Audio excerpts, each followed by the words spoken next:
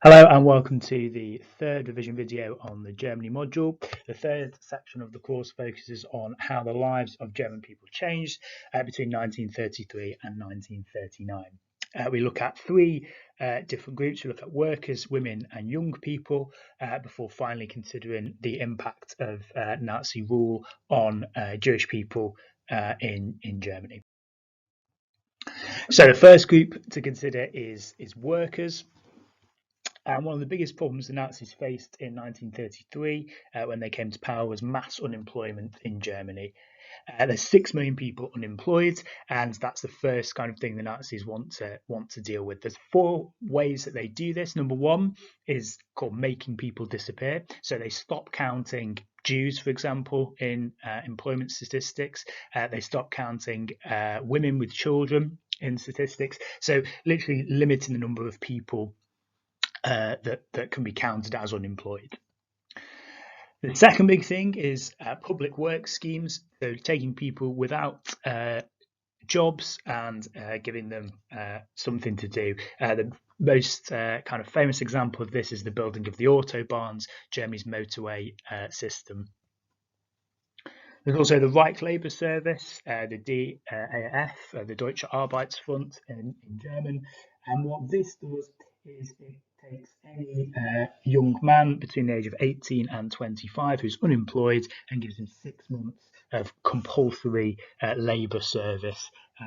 Often this is kind of heavily focused on kind of military style training as well, so things like marching and sort of military discipline are taught, but the actual types of work they're doing is quite menial, so real sort of basic things like cleaning up towns and cities and painting fences and clearing up mess. The final big thing is rearmament. So the government starts spending huge sums of money on building up Germany's armed forces, as well as increasing the number of men in the German army. All of these things together see unemployment in Germany drop from 6 million to just 35,000. Furthermore, the Nazis encourage people to work harder, not through pay, but through reward schemes, things such as Strength Through Joy, where workers who worked particularly hard could be given rewards, things like concert tickets or football tickets, but also the idea of the Volkswagen scheme, that's the poster on the screen at the moment, where workers could save up and earn tokens to get a car, to get a Volkswagen Beetle. The final thing there is the beauty of labour, so the attempts to sort of improve workplaces, so by putting in things like new lighting, new toilets, new showers, things like that to make workplaces nicer places to be. The different groups of workers are affected in different ways by Nazi policies. So the Nazis have a desire to protect small businesses and craftspeople, so people who literally still make stuff at home or in small workshops. They pass a law in 1933 to protect retail trades, to basically try and protect these small businesses by allowing them to pay less tax than big department stores. Despite this, the number of small businesses and small craftsmen fall in this time from 1.6 million to 1.5 million. Another group of people the Nazis want to look after are farmers, mainly to make sure that Germany is self-sufficient in terms of its food production. They passed something called the Farm Law, which makes it impossible to break up farms when they're passed on to the children of the farmers. The problem in Germany was that the farms were being broken up and sold off to developers. So the Nazis banned this. However, despite this attempt, the number of people living in the rural parts of Germany dropped from 21 to 18% between 1933 and 39. The final group is industrial workers. There's a huge increase in the numbers of industrial workers in Nazi Germany, partly because, or largely because, of rearmament. Initially, for people, this work is good and it pays pretty well. It pays 10 times more than the dole or unemployment benefits. However, those wages in 1933 remain frozen throughout the period of Nazi rule, so there's no pay rise then beyond that for industrial workers. Other thing to mention, and that's what the image is the winter relief fund. This was a sort of charity collection for families that were struggling during the winter for food and for fuel. It's not really an optional donation. People are intimidated and threatened into donating to it. What is important about this, though, is the fact that it was needed. So clearly, workers' lives, especially industrial workers' lives in the cities, have not improved enough, and their living standards have not improved significantly enough to avoid this kind of poverty that still exists and leaves people reliant on charity. The next group of people to look at is women. So in 1933, women, compared to most other countries in the world, women in Germany had a fairly good deal, as I say, in comparison to other countries. They could vote, they're quite well represented at university. If they work for the government, there's a law saying they have to be paid equally to men. And women are able to go out on their own, to drink, to smoke, to go to bars. All of this is commonplace and normal in Weimar Germany. The Nazis, though, have very specific views on womanhood and what a woman should be and how a woman should behave. They want women to avoid drinking and smoking. They claim that this makes them unhealthy and risks miscarriages when they become pregnant. They also want them to avoid sort of modern fashion, saying that women shouldn't be interested in clothes and hair and makeup and actually should dress very plainly, very traditionally. Their focus in life should be on having children and running their household. These ideas are heavily pushed on women through various forms of propaganda. Things like these women's organisations, which is what the poster on the screen is advertising, share these ideas. Girls in school and girls in the League of German Girls, the girls' youth group, have these ideas promoted to them. But also magazines aimed at women really push these ideas as well. So Nazi policies then towards women, what the Nazis actually do to try and encourage women to have more children. The first example is marriage loans. So young couples are loans up to 1,000 Reichsmarks to have children. After the fourth child, that loan is written off. So if you can borrow the 1,000 Reichsmarks, and then if you have 4 children, you don't have to pay any of it back. So the more children you have, the less money you have to pay back. Of course, it's made easier under the law, so women and men could remarry much more easily. Obviously, if people are in an unhappy marriage, it's less likely that they're going to have more children. They also reduced the numbers of women in higher education. It's limited to 10% of university places now can be taken by women. The thinking obviously behind this is that if a woman is perhaps more interested in her education or her work or a particular career, that's going to make it less likely that she has children or fewer children. There's also rewards, so the chance to meet Hitler. If people had 7 or more children, there were awards ceremonies where medals were given out as well. The impact then of these policies on women, well, it's not exactly what the Nazis wanted.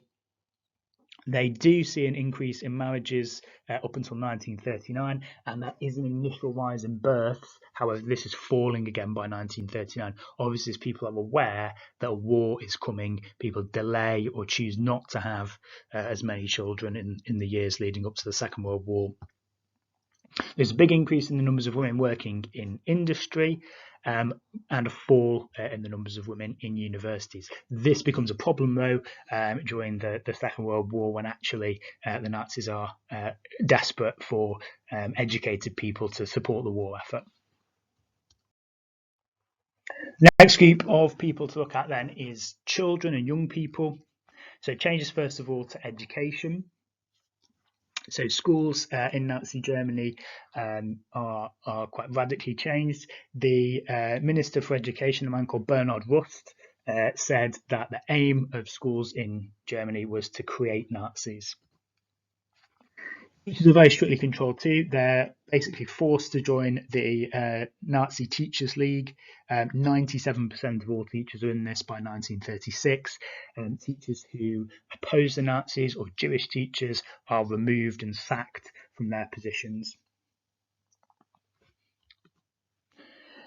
The Nazis also create two new types of school.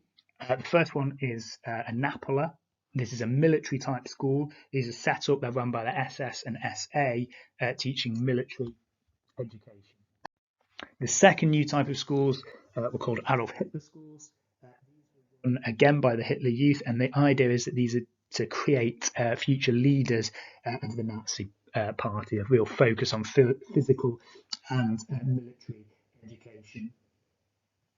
However, neither of these schools really take off. By 1939, there's only around 6,000 pupils in the whole country that attend one of these two types of new schools. The school curriculum changes. The curriculum is used to indoctrinate children. Virtually every subject can be manipulated to get across ideas to children. So, for example, things like in maths lessons, problems focus on the cost of looking after disabled people, or angles can be calculated when considering the flight path of a bomb. History lessons focus on the way that Germany was badly treated at the end of the First World War. And PE lessons start to focus on much more sort of physical fitness and physical training as well. Youth organisations then, so the Nazis obviously strictly control education, but then young people's time outside of schools is also heavily controlled. The Hitler Youth at first is a voluntary organisation for young men to join, and that exists in the 1920s. In 1936, though, it is made compulsory. Despite it becoming compulsory by 1939, still only about 82% of children have joined. So still around 1 in 5 children never join the Hitler Youth. The mixture of physical activities combined with political activities. So physical activities, again, focus on physical fitness, military style training, but there were also activities that children enjoyed, things like camping, things like hikes, holidays and trips overseas. These were things that children really did enjoy. However, as the Second World War gets closer, there's more and more focus on physical fitness and military drill. As well as this, there are political activities, so children are basically lectured or sort of taught lessons. They're given things to read that promote Nazi ideals. Girls joined the League of German Girls, and again, there's a very, very heavy focus on physical fitness, but also on sort of political ideology as well. The other big thing that happens in the League of German Girls is that young girls are taught about raising children and looking after the home, cooking, cleaning, those types of things are heavily promoted within the League of German Girls.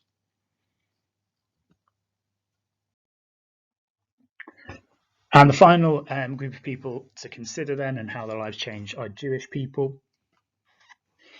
The Nazis' racial ideas break people into two different groups.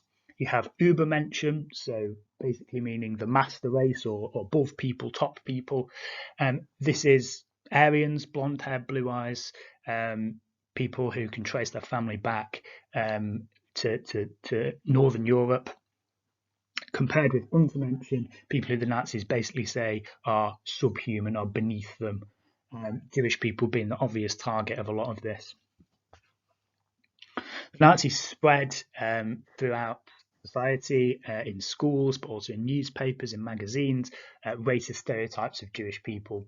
Jews are portrayed as communists, Jews are portrayed as dishonest, as money grabbers, as sort of sexual predators, all kinds of racist stereotypes. This image on the screen at the moment is from a children's book, Der Giftpilz, The Poisonous Mushroom. And the story is essentially telling a child how just one mushroom in the forest could poison all of the others. Very much the message there is that poisonous mushrooms or Jewish people need to be removed from society.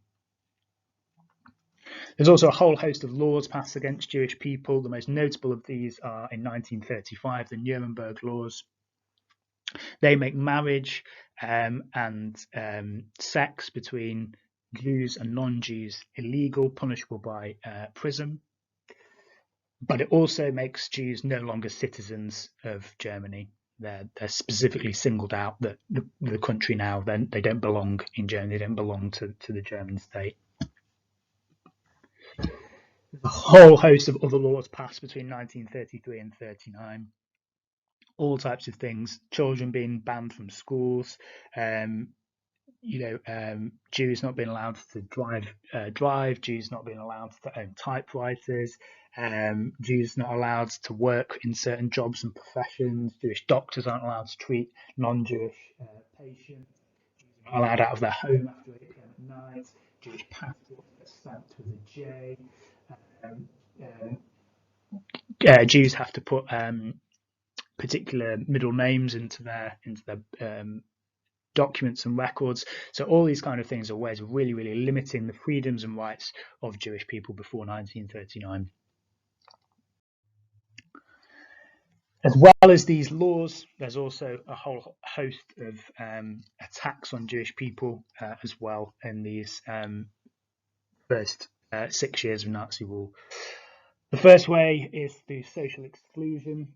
So deliberately segregating public spaces, things like shops now become shops for Jews, shops for non-Jews, even things like parks and benches and things like that are segregated. The sign which is on the screen says that Jews are not welcome here. These are common across Germany from the mid 1930s. There's also physical violence and intimidation. Attacks on Jewish people by the SA and the Hitler Youth, violence against business owners as well becomes much more common. The police do very, very little to protect Jewish citizens from this type of violence.